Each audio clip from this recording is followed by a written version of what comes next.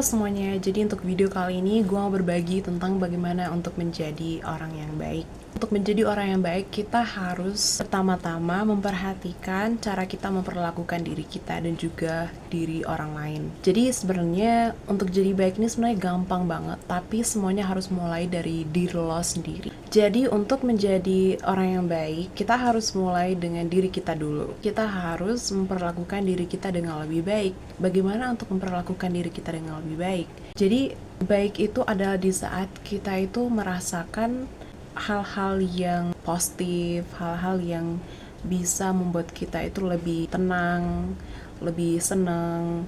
Dan untuk menjadi baik itu harus mulai dengan diri kita dulu sebelum kita mau menjadi baik buat orang lain juga. Jadi bagaimana untuk menjadi orang yang baik ke diri kita sendiri adalah dengan memperlakukan diri kita dengan penuh empati dan pengertian.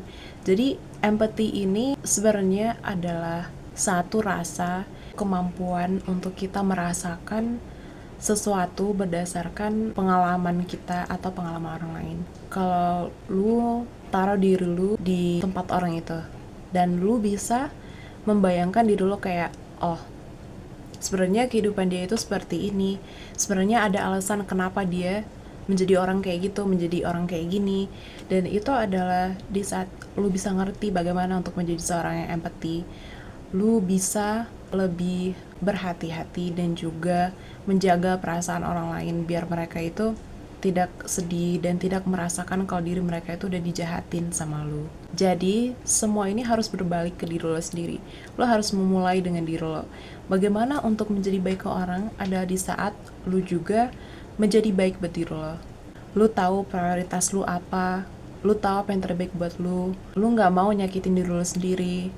Lu tahu hal-hal yang bisa bikin lu lebih gabut atau nggak ada mood. Lu lebih kenal dengan diri lu sendiri, dan di saat lu kenal sama diri lu sendiri, lu bisa tahu apa yang baik dan apa yang buruk buat lu.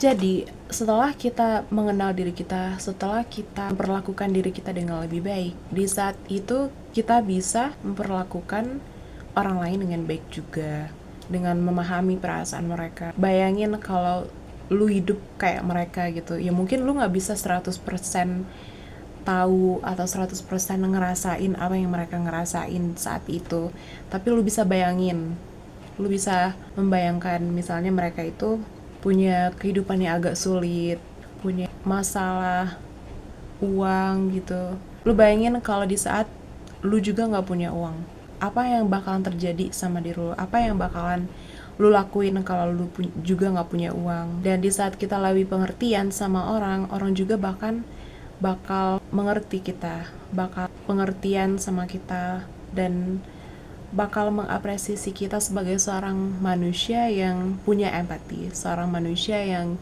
juga mengambil berat tentang orang lain. Yang kedua, kita harus melakukan tindakan kebaikan kita itu setiap hari. Karena kalau kita mau jadi baik, kita nggak bisa berharap kalau kita bisa jadi baik dengan melakukan hal-hal yang negatif, melakukan hal-hal yang buruk, melakukan hal-hal yang bisa bikin mood kita itu nggak stable atau kita sering pengen marah-marah sama orang. Dan itu buat gue bukan hal yang baik ya, untuk nggak ada mood atau pengen marah-marah sama orang atau pengen marah sama diri sendiri.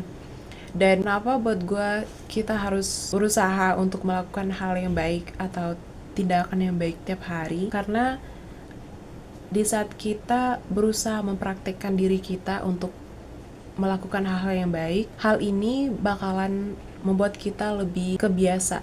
Ya kayak kita udah terbiasa melakukan kebaikan, kita udah terbiasa senyum, kita udah menjadi kebiasaan buat kita ngebantuin orang lain, menjadi kebiasaan buat kita ngomong hal yang baik-baik, memikirkan tentang hal yang baik. Di dunia ini, lu gak bisa ngedapetin apa yang lu mau segampangnya itu, lu harus berusaha. Jadi gamenya sama, kayak lu juga harus berusaha tiap hari untuk menjadi orang yang baik. Dengan memulai hari lu dengan hal-hal yang positif, dengan berbicara tentang hal-hal yang bisa membuat lu lebih tumbuh menjadi orang yang lebih baik atau orang yang lebih punya sopan santun gitu. Membantu orang-orang di sekitar lu atau membantu orang tua lu sekalipun. Hal-hal yang kecil itu bisa membuat kita itu lebih sadar Kalau ternyata di saat kita melakukan hal seperti ini, kita menjadi lebih fresh, lebih merasa kayak senang bisa ngebantuin orang. Yang penting mental kita itu juga bisa heal.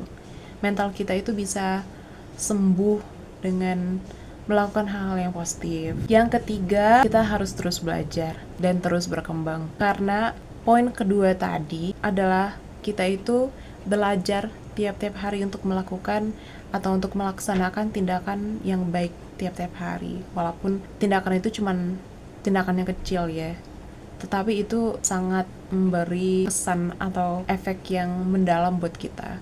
Kita harus tetap terus belajar, kita harus tetap kayak memastikan kalau kita menerima sesuatu hal itu untuk kita tumbuh dan berkembang. Karena banyak orang masih lagi kayak punya masalah ya untuk mengendalikan emosi. Bagaimana untuk menjadi manusia yang lebih punya empati, nggak sombong, nggak melihat status, nggak gampang-gampang judgmental. Jadi semua itu harus dipupuk.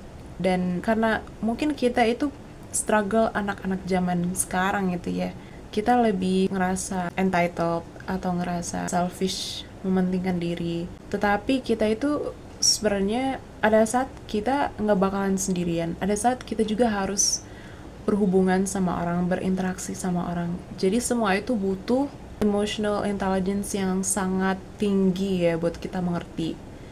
Tiap-tiap hari kita itu harus berusaha untuk menjadi orang yang baik, untuk terus sebar kebaikan buat orang-orang di sekitar kita. Karena kebaikan itu contagious ya. Kebaikan itu bisa nular ke orang lain. Dan kenapa kita nggak encourage semua orang buat menular kebaikan kita? Kalau itu adalah hal-hal yang baik dan hal-hal yang positif yang kita juga bisa mendapat manfaat. Mungkin banyak orang juga lupa kalau sebenarnya kita itu bisa mendapatkan ilmu dalam berbagai cara. Di internet, di sosmed, di video kayak video ini, di sumber-sumber kayak buku atau koran atau apapun lah. Bahkan di kitab-kitab suci agama juga banyak yang mengajak kita ke arah kebaikan, dimana kita bisa belajar bagaimana untuk menjadi orang yang lebih baik, bagaimana untuk menyebar kebaikan, bagaimana untuk berusaha menjadi orang yang lebih bersifat manusiawi. Karena dalam dunia ini udah terlalu banyak kejahatan. Jadi kenapa kita kayak mau tetap terus melakukan kejahatan ke orang lain? Yang kita dapat adalah karma. Yang kita dapat adalah kifarah. Jadi hal-hal itu sudah pasti nggak baik buat kita. Kita nggak mau hal yang negatif itu berbalik ke kita. Hanya karena kita ngasih dampak yang negatif ke orang lain. Dampak yang buruk buat orang lain. Jadi yang keempat, kita harus menjaga komunikasi. Menjaga komunikasi kita, tutur kata kita ke orang lain. Bagaimana kita berbicara. Mungkin waktu kita kecil kita nggak sadar kalau kita itu sebenarnya banyak nyakitin hati teman-teman kita, nyakitin orang-orang terdekat kita, karena kita waktu itu kita nggak tahu apa ya. Dan the best way yang kita bisa lakuin di saat kita udah membesar, di saat kita udah dewasa, kita udah bisa tahu perbedaan baik dan buruk, perbedaan ngomong kayak gini, perbedaan ngomong kayak gitu, apa dampak yang bisa kita ngasih ke orang, impression orang ke kita di saat kita ngomong sesuatu ke mereka. Jadi kita harus sentiasa menjaga tutur kata kita biar orang lain itu nggak kecil hati atau nggak tersinggung atau nggak ngerasa sakit hati gitu ya.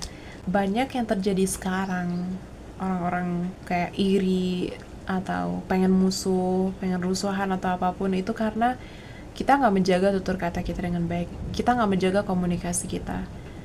Bahkan kita lebih suka yang ngomong hal-hal yang jahat, hal-hal yang bisa mengundang fitnah, mengundang asumsi yang gak benar gitu. Kita harus menjaga komunikasi kita. Kita harus memastikan kalau tiap hari itu otak kita itu cuma pengen ngomong hal yang baik-baik, hal yang positif. Karena setiap perkataan kita itu adalah sebuah doa. Kita tahu doa ini bisa berbalik ke kita juga. Dan kita gak mau hal-hal yang buruk yang udah kita ngomong ke orang, udah kita tuturkan ke orang lain itu juga berbalik ke kita.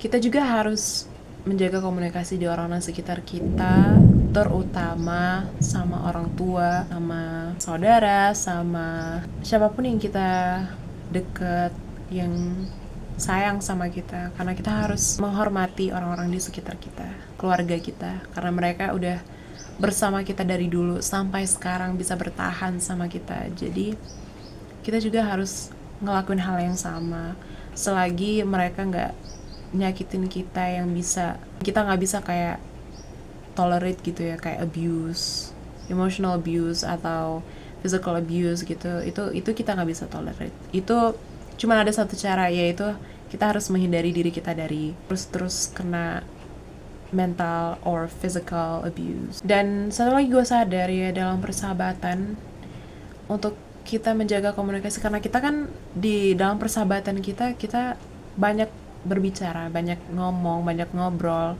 banyak abisin waktu bareng teman-teman. Kita harus ngasih dukungan ke teman-teman kita.